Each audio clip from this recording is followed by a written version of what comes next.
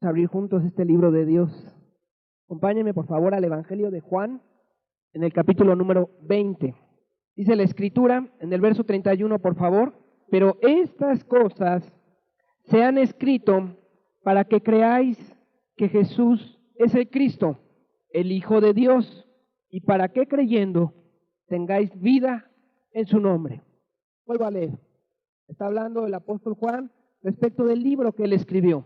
Pero estas cosas se han escrito para que creáis que Jesús es el Cristo, el Hijo de Dios, y para que creyendo tengáis vida en su nombre. Un versículo hermoso de la palabra de Dios. El apóstol escribe un evangelio que el evangelio de Juan se considera que es el último que se escribió de los 4 que tenemos que nos narran la vida y las palabras de Jesús. Tenemos Mateo, Marcos, Lucas y Juan. Juan parece que fue el último, y en él el apóstol quiso transmitirnos algunos sucesos de la vida de Cristo que no nos habían dado los demás. En el Evangelio de Juan encontramos momentos muy íntimos que quizás solamente alguien tan cercano como el apóstol Juan podía habernos descrito. Y su gran carga era no escribir un libro de historia, no escribir un libro de anécdotas, sino lo que estamos leyendo. Un libro que nos inspire a creer, pero no nada más para creer, sino que nos promete darnos vida. Es muy interesante ver esto. El apóstol Juan tenía un propósito definido, que al leer este libro nosotros entendiéramos quién era Jesús y eso nos diera vida. A ver si me entiende usted. Estas cosas se han escrito para que creáis que Jesús es el Cristo, el Hijo de Dios, para que creyendo tengáis vida en su nombre. Estaba diciendo, no para que creas en un filósofo, en una nueva filosofía, ni en un profeta más venido a los hombres, ni en un ángel que haya traído un mensaje o una revelación divina, no para que creyeras en una leyenda heredada de pueblos antiguos, nada de eso, sino para que creas en Jesús como Hijo de Dios, Dios mismo, y que sus palabras y sus hechos nos dieran vida. De alguna manera, este versículo sintetiza el propósito de toda la Biblia. El libro de Apocalipsis, escrito también por el apóstol Juan, nos dice que toda la Biblia tiene un propósito que es dar testimonio de Jesucristo. Desde Génesis, desde el primer momento, nosotros podemos empezar a conocer a Jesús, aunque no lo menciona por nombre, constantemente viene en su persona. Se presenta él mismo a veces como un ángel, se profetiza de su pronta venida, se habla de la redención de la humanidad a través de un Mesías. Y hasta el libro de Apocalipsis se termina siempre hablando de la persona de Jesucristo. Él es el propósito de este libro. Y es importantísimo que entendamos esto, porque si hoy nos hemos reunido para hablar del tema cómo leer la Biblia, lo primero que tenemos que entender es ¿qué libro es este? ¿Ante qué libro estamos nosotros cuando abrimos la Escritura, la palabra de Dios? ¿Qué representa? ¿Qué actitud tenemos que tener nosotros ante él? No es otro libro más, no es una filosofía, no es un compendio de profetas. Es el libro que nos va a hablar de Jesucristo, y cuando nosotros lo leemos y lo creemos, podemos tener vida en su nombre. Vida, quiero decirles que aquí la palabra griega zoe no se refiere a la vida del cuerpo, porque en griego la vida del cuerpo se llama bios, de donde viene la palabra biología o estudio de la vida, sino el zoe se utiliza para hablar de la vida del alma. Zoe se utiliza para hablar de la felicidad o la plenitud del ser humano. Entonces, el propósito de este libro, ¿cuál es? Darnos vida, vida en abundancia. El propósito de este libro es que renazca la muerte espiritual, la falta de paz, la inquietud, que se muera el resentimiento. Ese es el propósito de este texto. Y cuando tú te acercas con esa esperanza y esa actitud, ya empiezan a cambiar las cosas ante este libro. Este libro, quiero decirles que ya por sí mismo, la Biblia, la palabra de Dios, ya es un libro espectacular.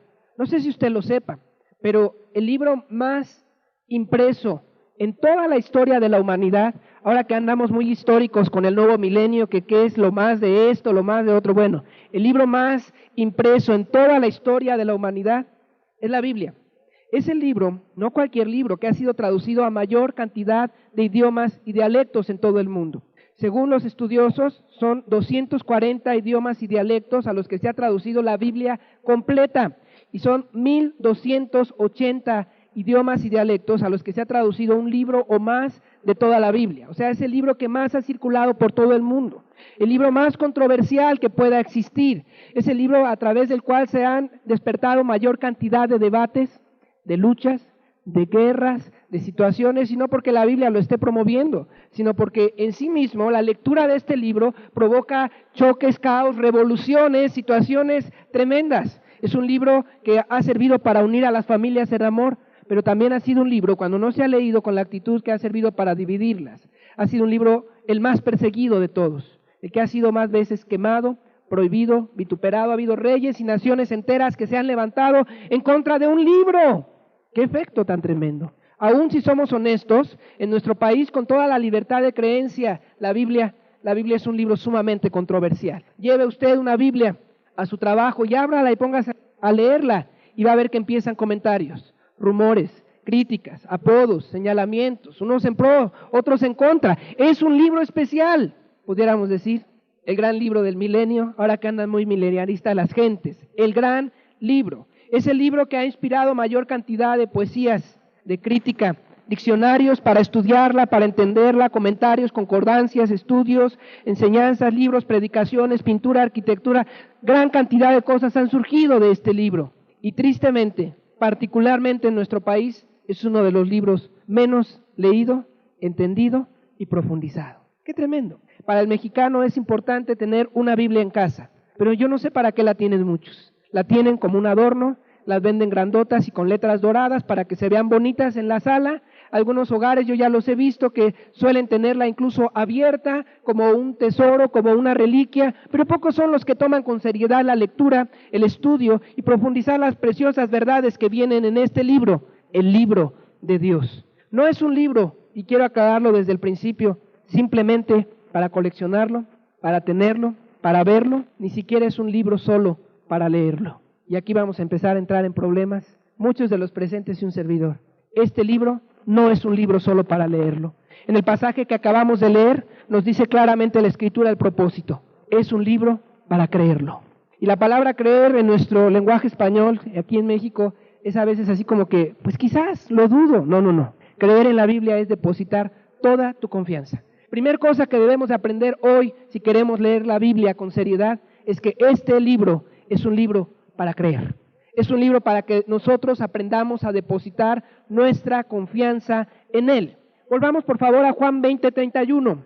Dice la Escritura, estas cosas se han escrito para que creáis. Para eso es, no es para contarle historias a los niños. No es simple y llanamente para que te entretengas o te inspires. No, es para creer y confiar de todo tu corazón en lo que en ello está escrito. Para que creáis que Jesús es el Cristo, el Hijo de Dios, y para que creyendo tengas vida verdadera en su nombre. El apóstol Juan fue testigo presencial de todo el ministerio de Jesucristo. Por eso pudo escribir este libro. Es más, en un momento determinado, cuando tú vas leyendo la crucifixión y la muerte de Cristo, él nos narra cómo fue alanceado Jesús y de su costado salen, dice ahí la Escritura, agua y sangre separadas. Y él dice, y el que escribe esto lo testifica porque estuvo presente. La Biblia es un libro escrita por los testigos personales y vivenciales de los hechos en los cuales Dios le ha hablado al hombre. Y por ello es un libro que nos acerca a nosotros a Dios. Nos da el ejemplo. Por otro lado, la Biblia es un libro inspirado por Dios. ¿Qué quiere decir inspirado? O sea, que Dios le dictó a la persona esos libros, que Dios le mostró las verdades que tenían que ser escritas. Cuando usted lee el libro de Jeremías, de Isaías, los profetas, usted verá continuamente que dice, así dice Jehová, así dice Jehová, y Dios habla en primera persona. O sea que la Biblia, o otra traducción de esa palabra, biblos, en griego y en latín, quiere decir un compendio de libros que nos hacen un gran libro. La Biblia es el libro de Dios para nosotros. El libro de Dios para nosotros. En una ocasión, un grupo de misioneros fueron a unas islas en el sur de Asia y estando en aquel lugar, estuvieron predicando y no vieron grandes resultados de sus mensajes.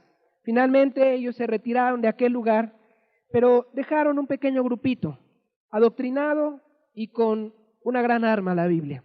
Al volver con el tiempo, se encontraron que aquel pequeño grupito se había multiplicado en muchísimas personas. No solamente eso, sino que empezaron a ver milagros, sanidades, vidas restauradas, cosas tremendas. Y dijeron, bueno, ¿qué es lo que pasó aquí? Nosotros no les enseñamos eso porque aquellos misioneros no creían en ese tipo de milagros para esta época. La respuesta de aquellos indostanís, que es la palabra correcta, fue, ustedes nos dejaron su viejo libro negro, solamente lo creímos. Y todo esto es lo que ha acontecido. La Biblia es un libro para creerse, no solo para leerse. Y es importantísimo que entendamos eso, porque si no, yo temo que alguno de los presentes incluso se haya frustrado en su interior. Es que yo ya la he leído muchas veces, es que yo he asistido y no veo el cambio. Es que el cambio se va a dar conforme lo estamos viendo. Cuando tú confías en esas palabras que vienen en este bendito libro, y además de ello, esas te van a llevar a confiar en una persona, en el enviado de Dios para nosotros, en Jesucristo, creyendo continuamente en Él, vamos a tener vida en su nombre. Ese es el propósito. Vamos a tener vida en su nombre. Veamos al apóstol Pablo hablando estas verdades. Acompáñame a 2 Timoteo capítulo número 3. Dice el verso 14, Pablo a Timoteo: persiste tú en lo que has aprendido y te persuadiste, sabiendo de quién has aprendido, y que desde la niñez has sabido las sagradas escrituras, las cuales te pueden hacer sabio para la salvación por la fe que es en Cristo Jesús. Me detengo por un momento. Pablo le habla a Timoteo, él era hijo de una judía que fue creyente, y cuando le habla a él, le dice: yo sé que tú desde niño aprendiste las escrituras.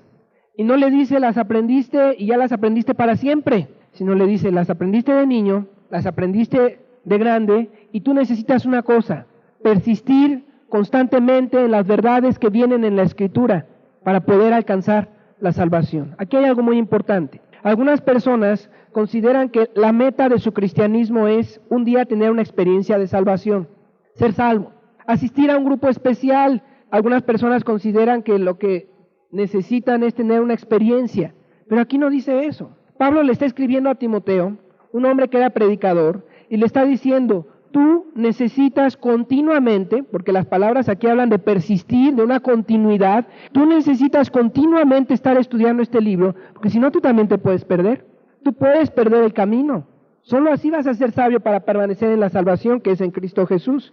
Pues vamos a verlo, estamos en 2 Timoteo 3:14.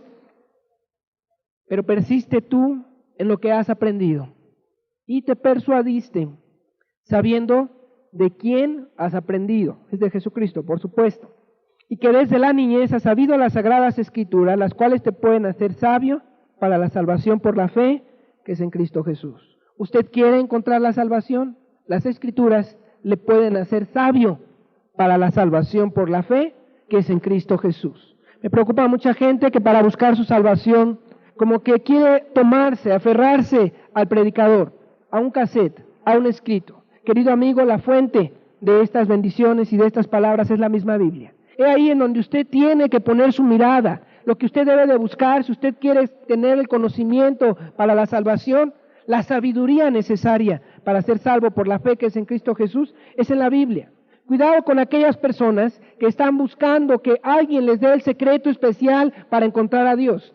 Cuidado con aquellas personas que están, por así decirlo, queriendo descubrir o robarle o querer absorber el secreto de otro hombre. Usted necesita leer este libro, pero más que leerlo, obtener de él la sabiduría para creer en aquel que puede darle vida y la vida verdadera. Sigamos leyendo el pasaje, por favor, verso 16.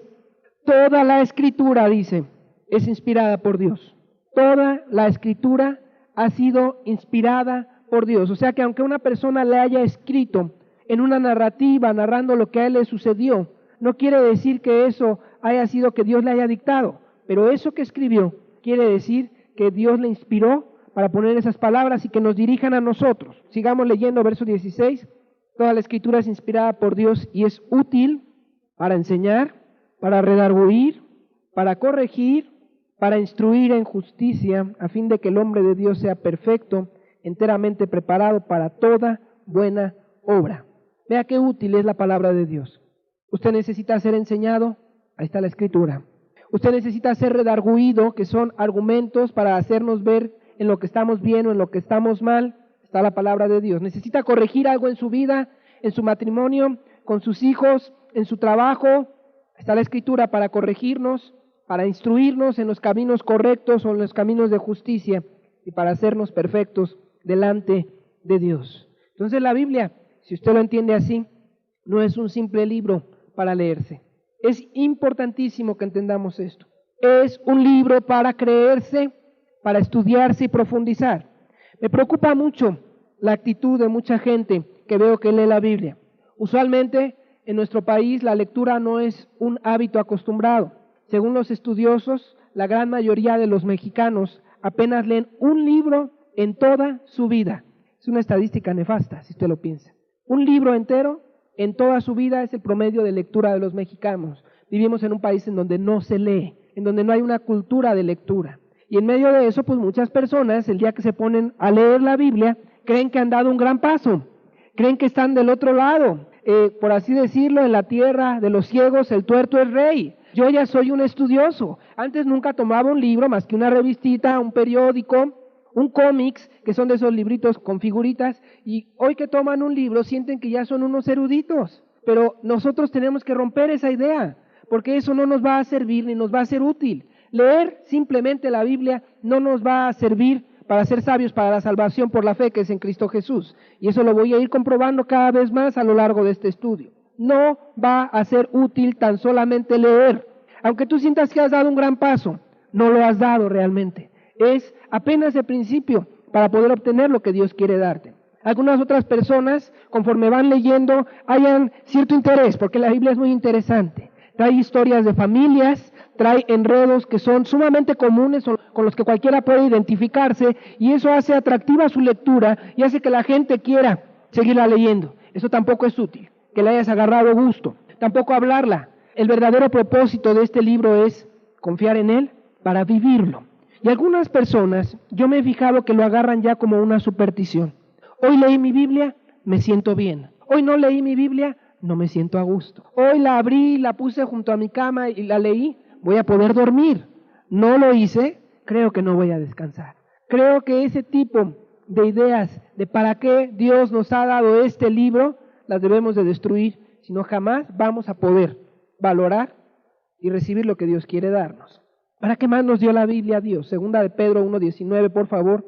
Dice la Escritura, tenemos también la palabra profética más segura, a la cual hacéis bien en estar atentos como a una antorcha que alumbra en lugar oscuro, hasta que el día esclarezca y el lucero de la mañana salga en vuestros corazones. Volvemos a leer, tenemos la palabra profética más segura, a la cual hacéis bien en estar atentos como a una antorcha que alumbra en lugar oscuro, hasta que el día esclarezca y el lucero de la mañana salga en vuestros corazones. El apóstol Pedro, en esta segunda carta, tú lo puedes después leer en casa, estaba muy preocupado por la proliferación de falsos profetas. Esa es la preocupación de esta carta. Estaba muy preocupado por ver que muchas personas, que incluso un día fueron cristianos, estaban hablando doctrinas desviadas. Y en medio de eso, hace una exhortación. Tenemos un libro, una palabra escrita, que nos puede ayudar en el día de la oscuridad y de la confusión.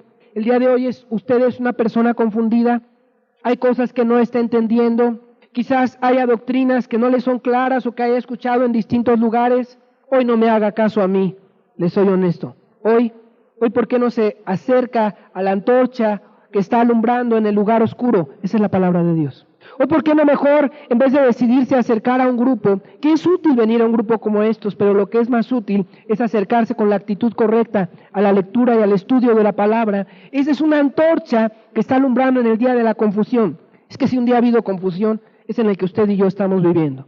¿Cuántos grupos? ¿Cuántas religiones? Vivimos en una época de una degradación moral, de una confusión ética. Antes más o menos había una idea de lo que era bueno y malo, 2, 3 generaciones antes que nosotros, aunque mucha gente haya sido hipócrita. Hoy hay un relativismo moral, hoy cada quien piensa lo que quiere, hoy te señalan a ti si criticas a un homosexual, hoy te señalan a ti si te atreves a decir que cómo es posible que fulano esté adulterando y destruyendo su familia, y a lo mejor sale por ahí quien te diga, oye, déjalo ser. Vivimos una confusión total. Tú mismo, si te das cuenta, dices, a veces no sé ni para dónde. Sabes que necesitamos una luz, pero no una luz humana. Necesitamos una luz divina. Y no una luz carismática de un hombre que te sepa hablar bonito, sino la que Dios encendió desde el principio. Ahora vamos a leer el pasaje, por favor. Tenemos, así como diciendo, mi tesoro. Tenemos también la palabra profética más segura. Esto es lo más seguro que existe. La más segura, a la cual hacéis bien en estar atentos como a una antorcha que alumbra en lugar oscuro, hasta que el día esclarezca y el lucero de la mañana salga en vuestros corazones. Hasta que Él venga, vamos a entender las cosas. Mientras vemos en parte vemos, en parte profetizamos, dice ahí el libro de Corintios. En parte conocemos el día de hoy. Cuando Él venga, no va a ser necesario la Biblia, pero mientras es la máxima luz que tú y yo tenemos. Es la comparación de una antorcha con el mismo sol. Jesús es el sol de justicia. Cuando Él alumbre, olvídate. Va a ser glorioso aquello. Pero mientras tenemos la antorcha, está la oscuridad, está la confusión. Necesitamos alumbrarnos con el libro de Dios. ¿Qué tanto te aferrarías tú a una antorcha en un lugar oscurísimo como única luz? Totalmente. Entonces la Biblia, número 1, es para creerse y en segundo lugar, para aferrarnos a ella. Aferrarnos. Utilicé una palabra más moderna para poder entender qué nos está proponiendo aquí el apóstol Pedro. En medio de los falsos profetas decía, tómate de esta luz. Solamente ella te va a dirigir, ningún otro. Y es que en este tiempo la gente tristemente le hace más caso a cualquier otra cosa antes que a la Biblia. Yo me he fijado en eso. Me impresiona ver grupos aquí en la zona en la que nosotros vivimos, que cuando el pastor se pone al frente, o el predicador, les habla más, el día de ayer soñé, y les cuento un sueño. Soñé esto, esto y esto, y la gente se queda maravillada. Soñó fulanito de tal. Y esa es a lo que la gente le gusta. ¿Saben? Hoy tengo una palabra, fulanita, a ver, tuvo una visión. Miren, esas cosas a veces pudieran llegar a ser útil, pero nunca podrán opacar ni sustituir lo que dice este libro. Y lo tenemos que entender. A la gente le es más fácil llevarse por una fantasía, por una visión, por lo que dice fulano o sutano, que por la Biblia. Es tristísimo. Cuando uno a veces les quiere predicar, ¿sabes qué te dicen? Es que mi pastor dijo un día en el púlpito. Es que yo escuché en un cassette o leí en un libro. Pocos son los que te dicen, mira, la Biblia dice esto aquí, esto acá. La Biblia para nosotros es la máxima regla de verdad. Fulano dice, sutano dice, sí, pero ¿y qué dice la Biblia? Incluso usted debe de acostumbrarse cuando se esté hablando de algo que le sea importante para usted. Sí, está muy bonito lo que me dices, pero ¿en dónde dice? Aun cuando usted se acerque con un servidor, no deje que yo lo mareé o le diga muchas cosas. Si usted no está entendiendo, simple y llanamente insístame. ¿En dónde dice? Esa debe ser nuestra base. Esa debe ser nuestra costumbre. Que este libro está por encima de las opiniones de cualquier persona. Que este libro debe de ser la base. Porque si no, ¿cuántos grupos el día de hoy se han convertido en una secta porque han puesto por encima la palabra de los hombres que la palabra de Dios? Primero es este libro. Y luego lo que los hombres opinemos o podamos decir. Y usted tiene que acostumbrarse a estudiarla y a verla como a una antorcha que alumbra en lugar oscuro. ¿Para qué otra cosa Dios nos ha dado este libro? Acompáñeme al libro de Josué, en el capítulo número 1, por favor, verso 8. Nunca se apartará de tu boca este libro de la ley, sino que de día y de noche meditarás en él, para que guardes y hagas conforme a todo lo que en él esté escrito, porque entonces harás prosperar tu camino y todo te saldrá bien. En estos momentos, Josué estaba a punto de emprender una gran tarea. Era tomar la tierra prometida que Dios le había dado a Israel. Y ante esa gran tarea, seguramente el hombre temblaba, porque la veía muy difícil. Pudiera ser figura de cualquier gran reto que nosotros tenemos en nuestra vida. La conversión de nuestra familia, un nuevo trabajo, evangelizar a nuestros vecinos, enfrentar cualquier situación difícil, ganar un alma.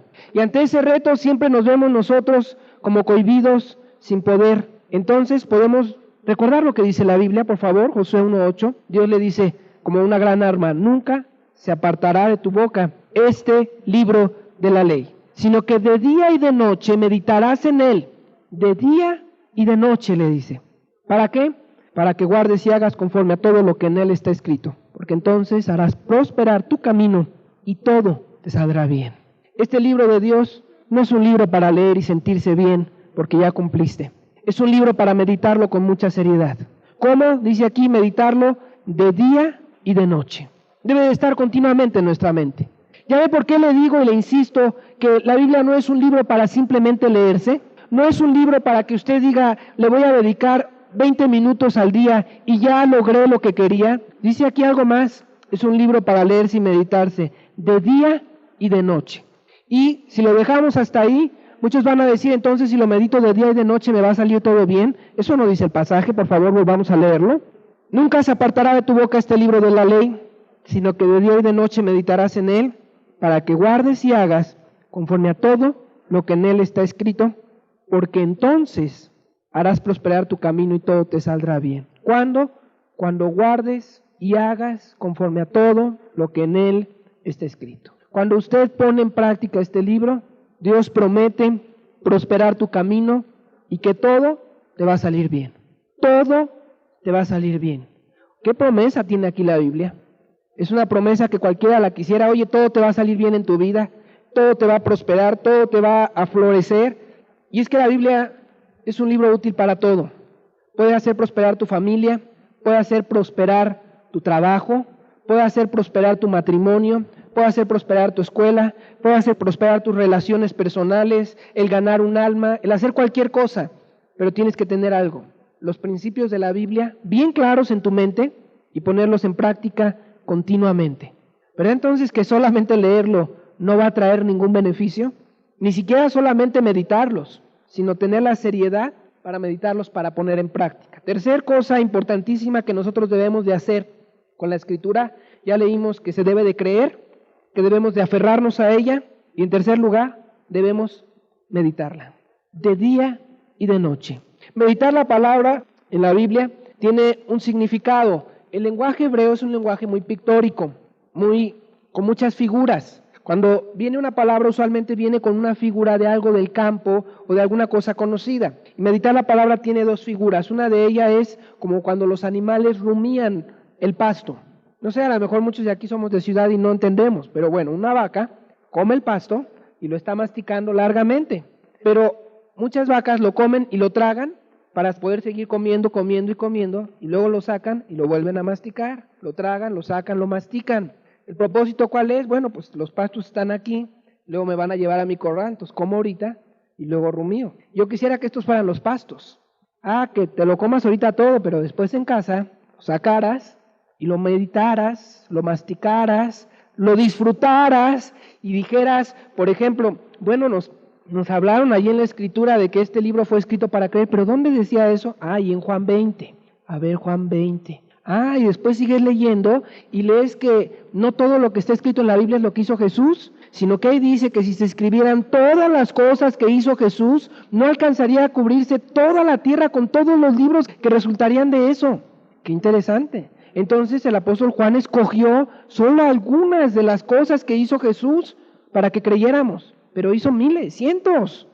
Irías comprendiendo todo eso. O sea que este no es un libro para que lo platiquemos así simplemente, sino para llevarlo y digerirlo. Por así decirlo, y es algo que me he fijado que se ha perdido, que antes creo que se hacía más. Después de la reunión, cuando sabías que el mensaje te había hablado, muchos compraban el cassette. ¿Con qué propósito?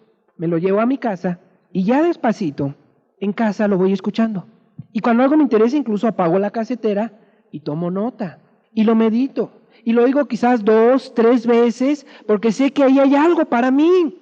La Biblia no es un libro para solo leerse, o la exposición de la palabra para escucharse en una sola ocasión. Es algo que debemos de buscar el modo de estarlo meditando de día y de noche. Rumiando es uno de los significados de la palabra meditar. Estar otra vez regresando a las mismas verdades a través del cassette, a través de revisar el texto, de revisar las notas, de comentarlo, de compartirlo, procurar abarcar y retener lo máximo posible de esas verdades. Para eso es que estas enseñanzas son grabadas y que usted puede adquirir el cassette para darle vueltas y vueltas y dejar que esas verdades profundicen, para comentarlo, para compartirlo, para exponerlo, para expandir esas verdades. Es un libro para meditar de día y de noche, rumiarlo, despacito, saborear y disfrutar sus verdades. Tenemos que romper el esquema de ya leí, ya cumplí, no leí, no cumplí. Ese no es el esquema bíblico. La Biblia, este libro de Dios, era un libro para ser analizado profundamente. Acompáñeme por favor al libro de los Hechos en el capítulo número 17. Aquí viene un gran ejemplo de la actitud que tenemos que tener ante las Escrituras. Dice Hechos 17 en el verso 11, hablando de los que se convirtieron en la ciudad de Berea, dice que estos eran más nobles que los que estaban en Tesalónica, pues recibieron la palabra con toda solicitud, escudriñando cada día las Escrituras para ver si estas cosas eran así. Así que creyeron muchos de ellos, y mujeres griegas de distinción, y no pocos hombres. El contexto se lo narro brevemente y después usted podrá expandir leyendo todo el capítulo. Al principio del capítulo 17 nos habla que Pablo estuvo en Tesalónica, por eso hace la comparación. Mientras él predicó en Tesalónica hubo un alboroto y persiguieron a Pablo y hubo un pequeño grupo de personas que se convirtió. Mandan a Pablo corriendo a salir de Tesalónica y lo mandan a Berea. Cuando llega a esta ciudad Berea, dice el escritor, que es Lucas, el que escribe este libro, que estos eran más nobles que los que estaban en Tesalónica. Nobles. La idea de una persona noble es de personas más maduras, o la idea bíblica es una persona de mayor excelencia o calidad o de buenos sentimientos. ¿Y la nobleza de ellos en qué radicó? Primeramente dice, recibieron la palabra con toda solicitud, toda su atención ante la Biblia estaba, ante lo que este hombre les estaba hablando. Y dice que también escudriñando cada día las Escrituras para ver si estas cosas eran así. La palabra aquí escudriñando es una palabra muy interesante. Es la palabra griega anacrino. Crino significa juzgar, analizar. Anacrino significa juzgar o profundizar minuciosamente lo que nos están dando. La nobleza de estos hombres de Berea, ¿cuál fue? Que cuando Pablo habló, no dijeron, ya vino Pablo, vamos a recibir lo que este hombre que habla tan bonito nos está diciendo, sino que decían, querido Pablito, qué bien hablas, pero yo tengo que analizar las Escrituras como el libro de Dios, como la palabra profética más segura, como la base para entender lo que Dios me quiere dar. Pues a lo mejor me estás engañando. ¿Cuál fue la nobleza de esta gente? La nobleza de esta gente fue no creer a la primera, sino darle su lugar a la Escritura. Hay pastores que les parece muy noble, no, oye y nunca me rebate, aquel siempre me está discutiendo. Discúlpame, pero la nobleza que aquí viene es el que analiza, el que juzga. Esta es la palabra juzgar, anacrino. El que examina lo que se le está dando, le da vueltas. Y esto es algo importantísimo, porque quiero decirles que hablé ya que nuestra cultura mexicana tristemente se lee muy poco, pero la cultura judía de aquel entonces y del día de hoy es sumamente distinta. Desde niños se le enseña la Biblia a los niños. A los 4 años un niño hebreo empieza a estudiar el hebreo para poder leerlo. Y ya a los 5 te leen completamente un idioma sumamente complicado para inmediatamente formar parte del culto familiar, que el culto familiar no solo eran enseñanzas de los padres para los judíos, sino era siempre a manera de discusión o de debate. Hasta el día de hoy, tú puedes ver la formación de los judíos es siempre una formación de debate. Cuando tú lees muchas cosas que ocurrieron con Jesús, que le preguntaban, nuestros padres dicen, fulano dice, usualmente eran grandes debates que había allá en Israel. Cuando le hablan del divorcio a Jesús y le dicen, maestro, es que dicen que puede uno divorciar a su mujer por cualquier cosa, esa era una escuela rabínica que estaba en pleito contra la otra, que decía que solo lo podías divorciar por fornicación. Y unos tenían un versículo y otros tenían otro versículo y se armaban polémicas y debates de cómo se debían de aplicar esos versículos. Esa era la cultura. Desde niños les leen al judío las cosas y los hacen pensar y debatir y sus puntos de vista. ¿Sabes qué formó todo eso? Bueno, todo eso ha formado una cultura de mucha Biblia, de mucha lectura, de mucha cultura, y los grandes sabios de la humanidad, muchísimos de ellos han salido de esta formación del estudio de la Biblia, analizado con anacrino. Los grandes sabios de la humanidad, como Einstein, aún los grandes malvados como Marx o Darwin, o muchos de ellos son de este tipo de trasfondo. La Biblia es un libro para analizarse y discutirse. ¿Puedo discutir lo que dice la Biblia? No te estoy diciendo que tú vas a poner algo mejor, sino se discute para extraerle, exprimirle lo mejor de él. Si no, no se lo vas a sacar. Eso es algo que no tenemos y que debemos de formar. Ahora vamos a ver a los cristianos de Berea. Por favor, Hechos 17 dice la Escritura, y estos eran más nobles que los que estaban en Tesalónica. Estos son los que Dios quiere, por así decirlo. Esta es la nobleza o la actitud de espíritu que Él está buscando en nosotros. Pues recibieron la palabra con toda solicitud. Número 1, toda su atención ante lo que este hombre hablaba. Toda su atención ante la lectura de la Biblia. Toda tu atención para asimilar y recibirlo. Pero no te quedes ahí, sino que después dice, escudriñando cada día las Escrituras para ver si estas cosas eran así. Yo los imagino, habló Pablo, y en lugar de decir que bueno, hasta mañana, se iban a reunir en grupos por las casas. O la misma familia. A ver, Pablo mencionó aquel pasaje de Isaías. Por favor, vamos a leerlo y examinarlo a ver si es así. Pues yo opino que se equivocó en esto. Oye, y yo agrego esto y a mí me falta esto. Esa discusión que generó, ese examen, generó sacarle el mayor provecho. Y fue algo hermoso porque podemos leer, por favor, el verso 12.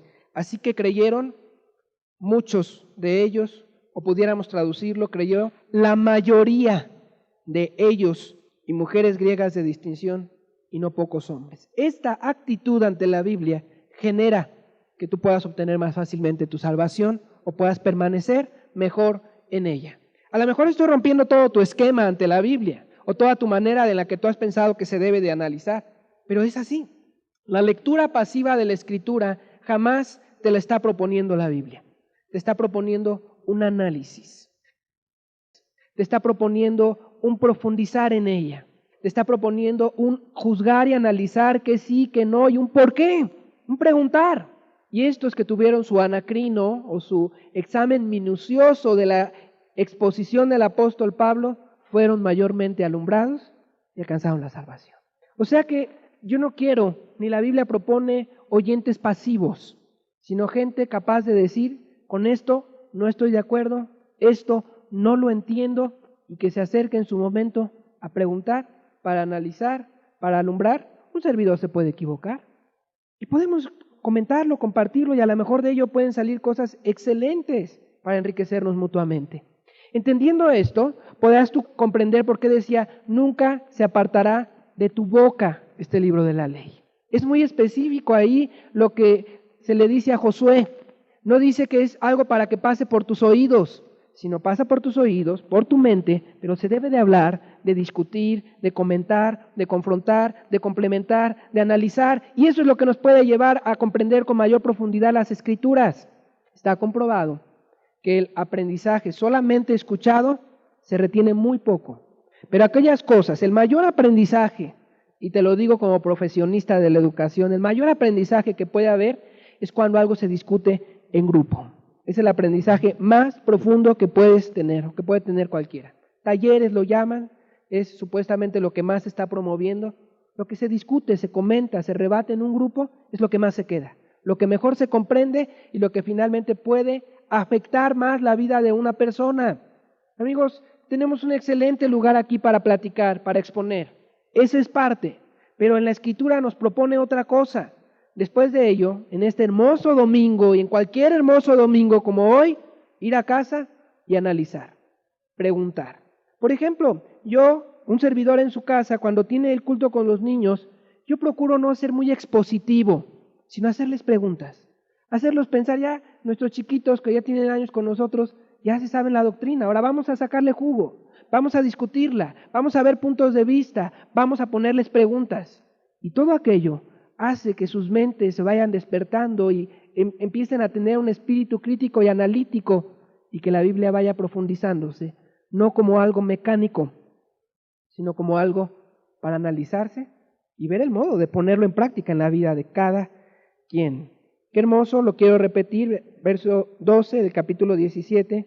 Así que, o en consecuencia de, creyeron muchos de ellos, la mayoría, y mujeres griegas de distinción que echaron a andar el razonamiento, y no pocos hombres de distinción, por supuesto, es la idea que nos da ahí. Mucha gente le aprovechó haber oído el mensaje por esa actitud analítica, no esa actitud que todo reprueba o todo señala irracionalmente, no, sino un análisis sano, un preguntar lo que no se entiende, un analizar aquellas cosas que no quedan claras. Esa actitud da vida a cualquiera. La Biblia no es un libro nada más para leerse. Leerlo diario, 3, 5, 10 capítulos, no le va a traer a usted ningún beneficio. Y es probable que esto que estoy hablando el día de hoy sea la causa del poco crecimiento espiritual de muchos de los presentes. Sea la causa por la cual tú no adquieres la sabiduría para la salvación que es por la fe en Cristo Jesús. Porque de veras es algo supersticioso. Discúlpenme lo que voy a decir, pero algunos han cambiado el mecánico rosario por la mecánica lectura de la Biblia. No sirven para nada ninguna de las dos cosas. Hay que analizar este libro. ¿Para qué es la Biblia? pongamos por favor, número 1 es para creerse, para confiar en lo que dice ahí. En segundo lugar, para aferrarnos a ella, es la única luz en medio de esta oscuridad. Es un libro para meditarse de día y de noche, pero también es un libro para analizarlo y discutirlo sanamente. Solo así podremos profundizar más en las verdades de este libro. Solo así podremos sacarle el máximo provecho. Solo así podrá estar todo el tiempo en nuestros labios. Solamente así podremos edificarnos continuamente en nosotros. Y el apóstol Pablo, viendo todo esto, invitaba en Colosenses 3:16 con las siguientes palabras: la palabra de Cristo more en abundancia en vosotros, enseñándoos y exhortándoos unos a otros en toda sabiduría, cantando con gracia en vuestros corazones al Señor, con salmos e himnos y cánticos espirituales. Pablo les decía que la palabra more. No, ya se fue hasta el otro extremo. Ya eso de nada más leer ya quedó pero muy atrás. Aquí les está hablando que la palabra hiciera una habitación, que fuera la casa en la que ellos vivieran este libro. No quiere decir que voy a quitar las hojas y voy a construir una casa, sino que las verdades, los argumentos, los mandamientos, los dichos, las promesas, las leyes y aún las penalidades de este libro hagan para nosotros una manera de vivir. La palabra de Cristo more en abundancia. Y es cuando Pablo dice, esta iglesia va a poder crecer. Y da algunas ideas para que la Biblia more en nuestras vidas. Por favor, Colosenses 3:16, la palabra de Cristo more en abundancia en vosotros, enseñándoos y exhortándoos unos a otros en toda sabiduría. Aquí nos invita a enseñarnos. ¿Sabes qué? Yo aprendí esto en la Biblia. Yo aprendí esta verdad. Yo comprendí esto. Es algo que en casa tenemos común. Cuando yo leo un versículo que me llama la atención, pues no me lo quedo, lo comparto. Entonces empieza a enseñar, nos empezamos a enseñar unos a otros. Cuando algo en la Biblia no lo entiendes, pregúntalo en casa. ¿En dónde más? Con los que tienes ahí. Entonces, cuando de tus labios empieza a salir la Biblia, empieza a vivirse, empieza a hacerse la morada. Y también invita a exhortarnos. La palabra exhortar tiene varios significados. Significa animar, significa exhortar también confrontar, exhortar también significa consolar. Entonces la idea es que utilicemos la Biblia para ayudar a los que nos rodean, para animarlos, para fortalecerlos, para llamarles la atención, para consolarlos. Usemos la palabra para que no sean los consejos de la tía, de la abuela o de la comadre. Mira, la Biblia dice. Entonces, le estás dando algo a la persona, exhortando, enseñándonos y exhortándonos unos a otros, en toda sabiduría. Pero también dice algo más. ¿Cómo va a morar la palabra? Cantando con gracia en vuestros corazones al Señor, con salmos, himnos y cánticos espirituales. Cuando agradecemos, cuando cantamos, cuando estás quizás en casa haciendo el aseo y hay un canto en tus labios, la palabra está morando en ese hogar. Y cuando la palabra está circulando en las mentes, en los labios, en las pláticas, en las discusiones, en las preguntas, en las aclaraciones, es cuando puede venir ese crecimiento espiritual, esa sabiduría para la salvación que es en Cristo Jesús. Entonces ya tenemos una lista de cosas para hacer con la palabra. Todavía nos faltan 2, pero tenemos varias. La Biblia no solo es para leerse, es para creer, para aferrarnos a ella, para meditarla, para analizar y discutir, aunque muchos quizás se sorprendan con esto, pero para eso es la Biblia, para que more en nosotros. En siguiente lugar, y es algo importantísimo, para obedecerse. La Biblia también es para obedecerse, o déjame decirte, para eso es. Evangelio según San Mateo, capítulo número 7, por favor. La Biblia es para obedecerse. Si no se obedece, todo lo demás no sirve, aunque creer realmente es un sinónimo de obedecer. Cuando confías de todo corazón en algo, obedeces lo que te están diciendo. Cuando tú confías en un médico que te da una receta, haces lo que él te dijo. Y uno lee que dice ahí que tienes que tomar una medicina rarísima, un nombre que jamás has escuchado, y te lo estás comiendo, porque confías en el médico, en sus estudios, en la ciencia, en que ha habido ya una cultura de que el médico te va a ayudar. Estás confiando. Obedeces cuando confías. Entonces, cuando dice que este libro fue escrito para que confiásemos, es para obedecerlo. Pero veámoslo en la misma escritura, Mateo 7, verso 24, es el Señor Jesús hablando. Contexto, capítulos 5, 6 y 7 del Evangelio de Mateo es el sermón escrito más largo de Jesucristo en la Biblia, el Sermón del Monte. En él viene una gran cantidad de verdades, trata una gran cantidad de asuntos que fueron captados por Mateo en estos capítulos. Y en medio de eso, todas esas verdades, Jesús nos dice, ¿para qué son esas verdades? Dice, cualquiera pues que me oye estas palabras y las hace, le compararé a un hombre prudente que edificó su casa sobre la roca. Descendió lluvia, vinieron ríos, soplaron vientos, golpearon contra aquella casa y no cayó porque estaba fundada sobre la roca. Qué hermoso. Dice, el que toma mis palabras y las pone en práctica en su vida, le voy a comparar a un hombre sensato que edifica su casa sobre un cimiento firme, estable, una roca, nada la va a tumbar. Ni problemas, ni dificultades, ni enfermedades, tú vas a tener esa vida estable.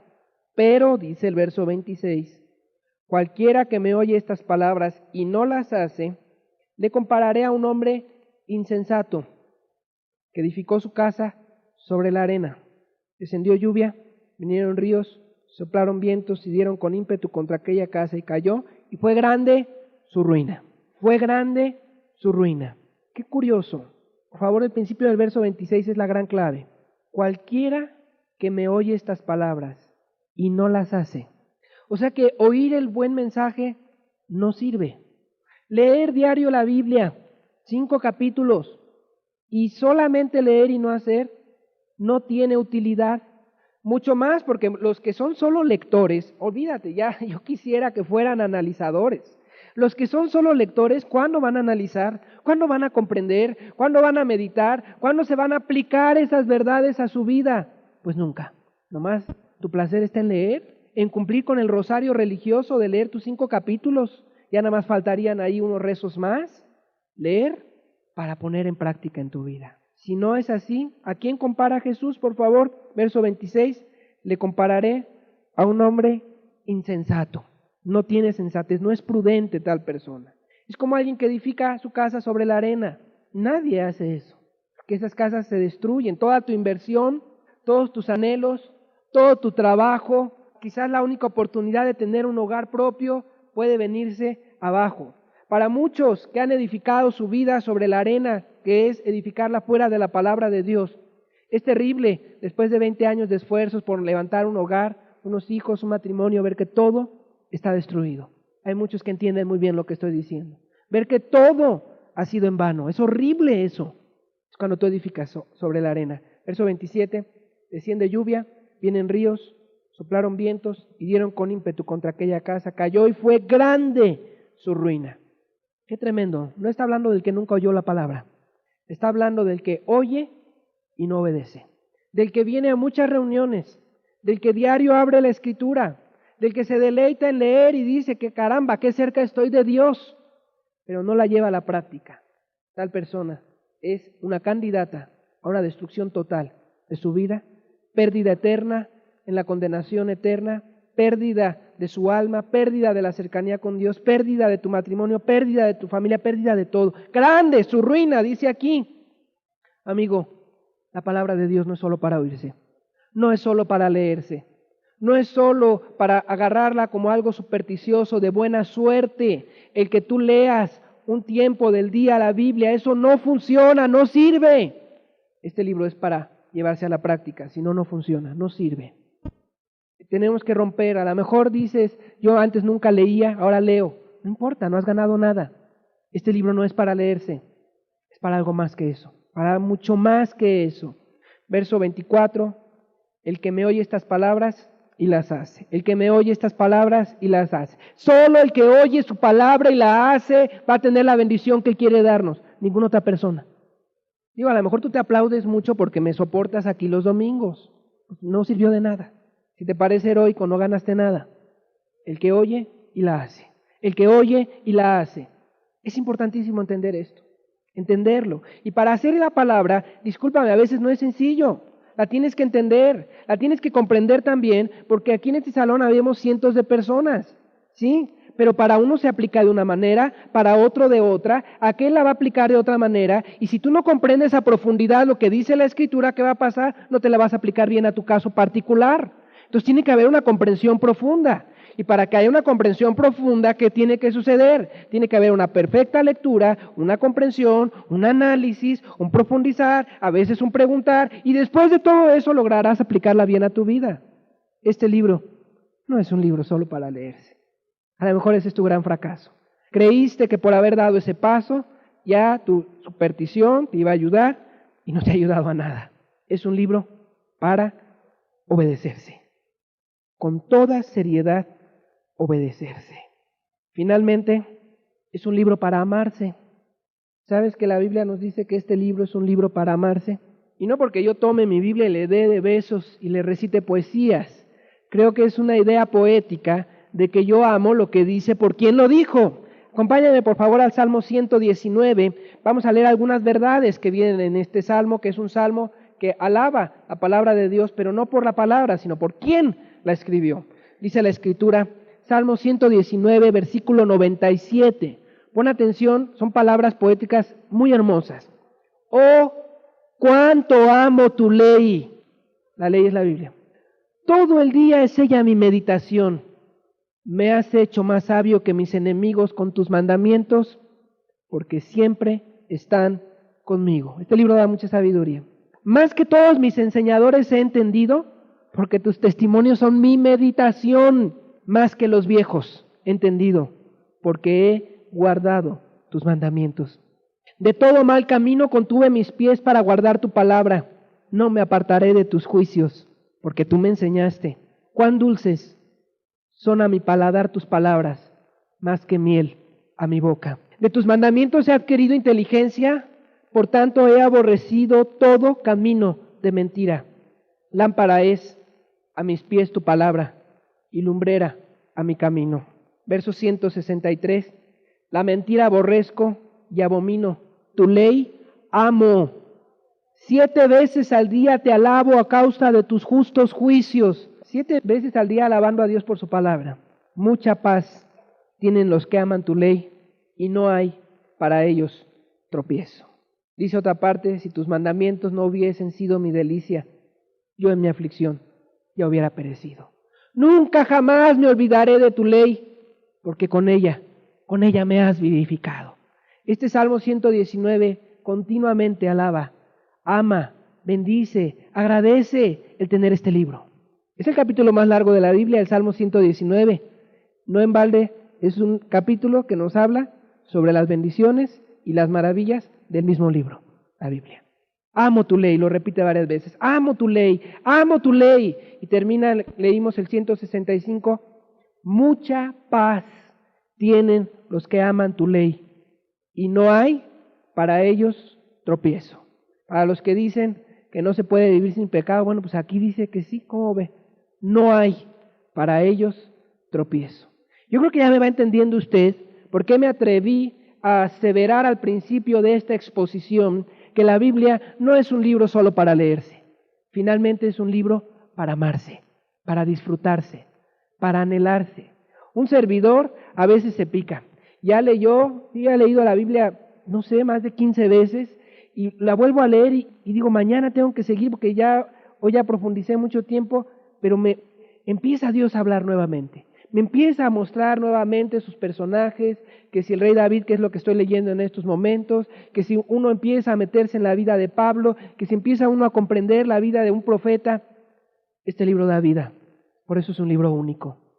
Estas cosas se han escrito para que creáis que Jesús es el Hijo de Dios y para que, creyendo, tengamos vida en su nombre.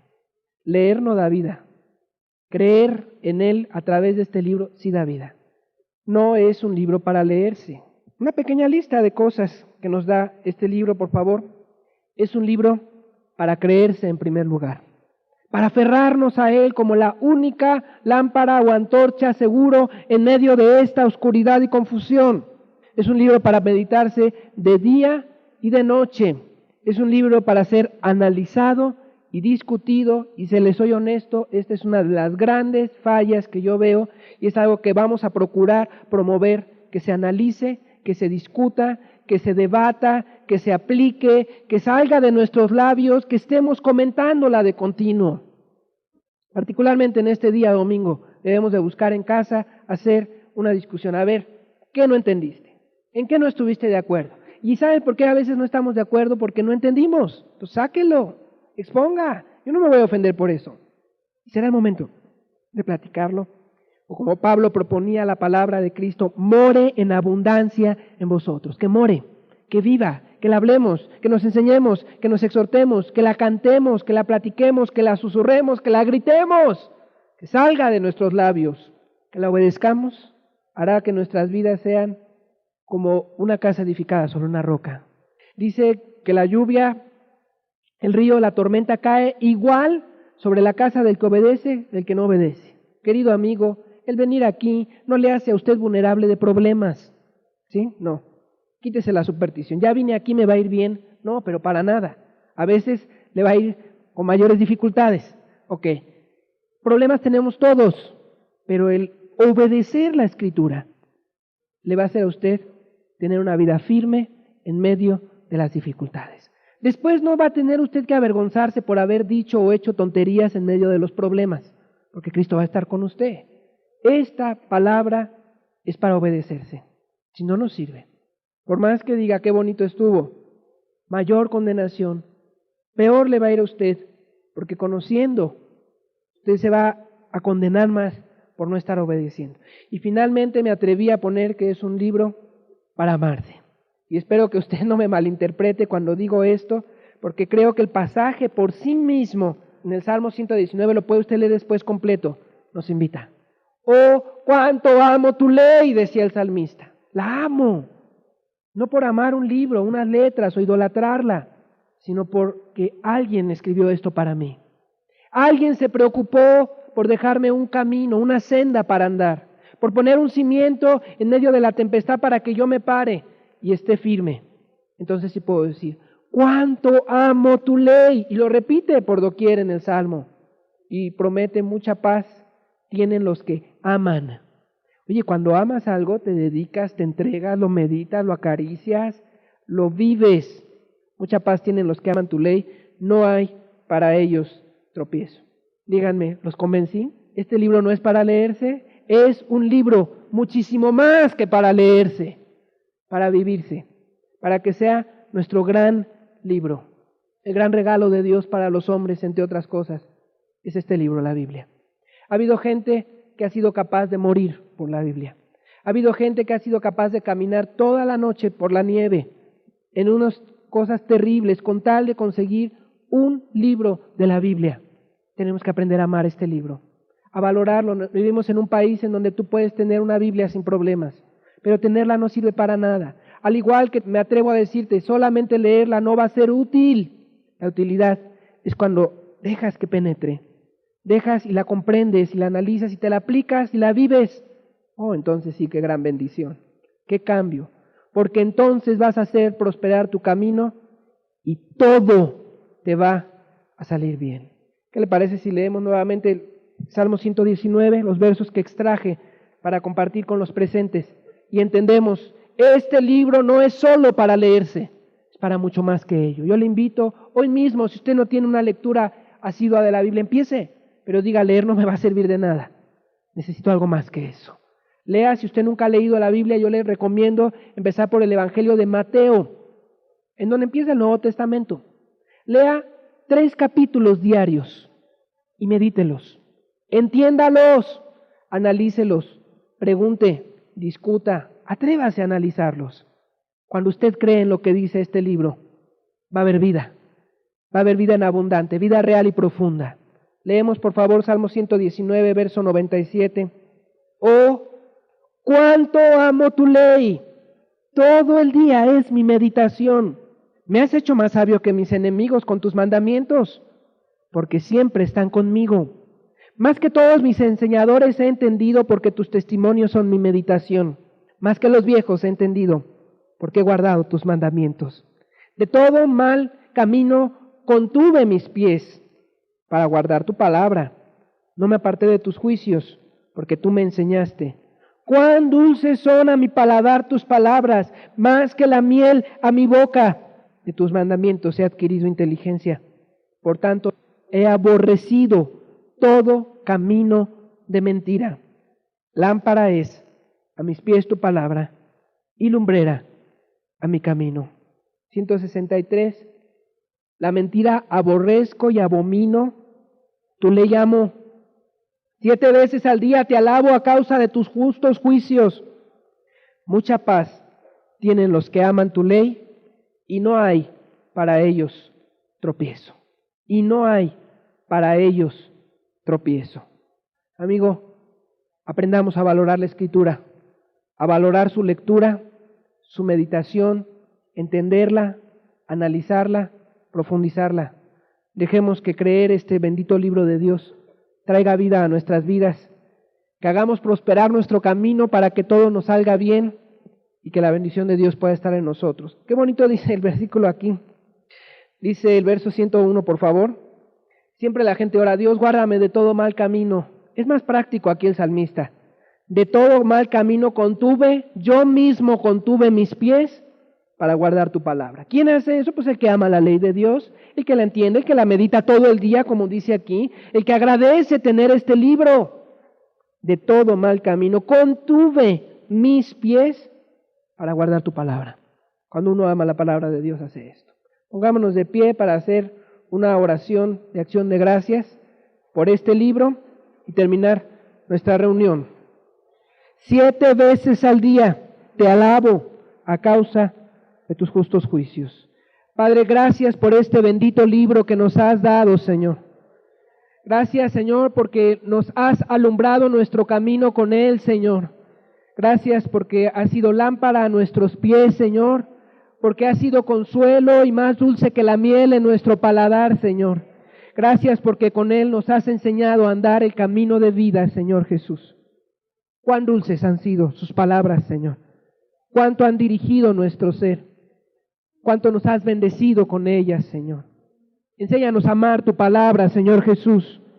Enséñanos a profundizar en ella. Alúmbranos a través de tu bendita palabra, Señor Jesús. Enséñanos a amar tu ley, Señor Jesús. Escuche este canto. Te alabaré con todo mi corazón. Delante de los dioses te cantaré salmos. Me postraré hacia tu santo templo, Dios. Y alabaré tu nombre por tu misericordia.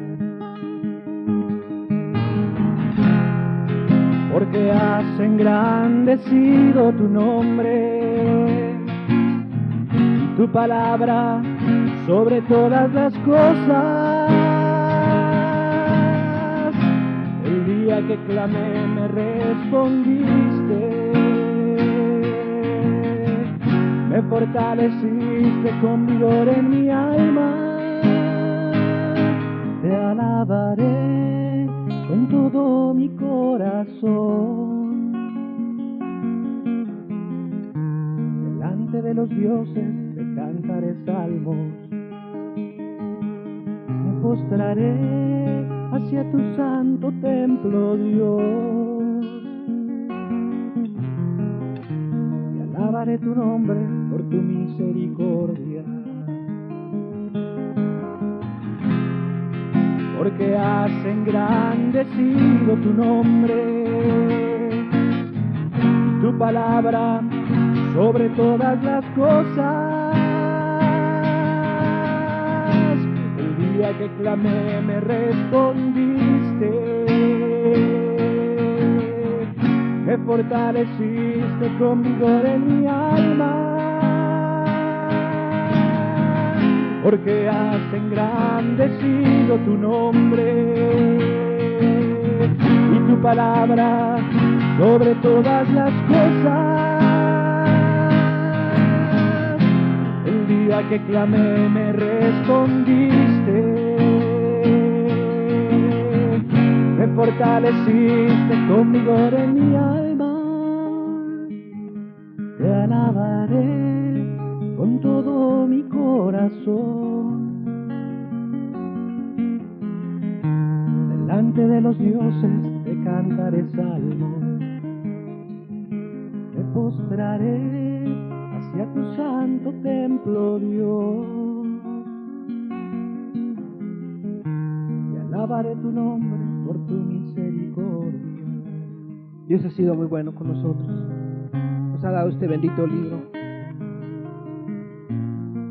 Tomemos este medio de gracia dado por Dios. Aprendamos a buscarlo y a enriquecer nuestra vida con Él.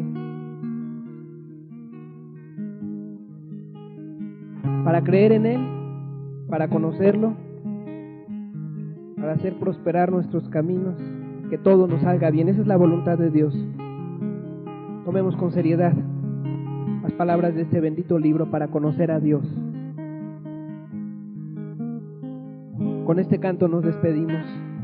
No está la gloria en la sabiduría, no está La verdadera gloria es conocerle a Él a través de su palabra bendita. No está la gloria en las riquezas, Tener una comprensión de las Escrituras, mas mi gloria es conocerle a ti, pues tú eres grande, oh Dios, Señor de las naciones, tú eres grande, oh Dios, el dueño de la tierra, tú eres grande, oh Dios, Creador, Redentor, mi gloria es conocerte a ti, pues tú eres grande, oh Dios, Señor de las naciones, tú eres grande, oh Dios, el dueño de la tierra, tú eres grande, oh Dios, Creador, Redentor, mi gloria es conocerte a ti. Mi gloria es conocerte a ti. Mi gloria es conocerte a ti.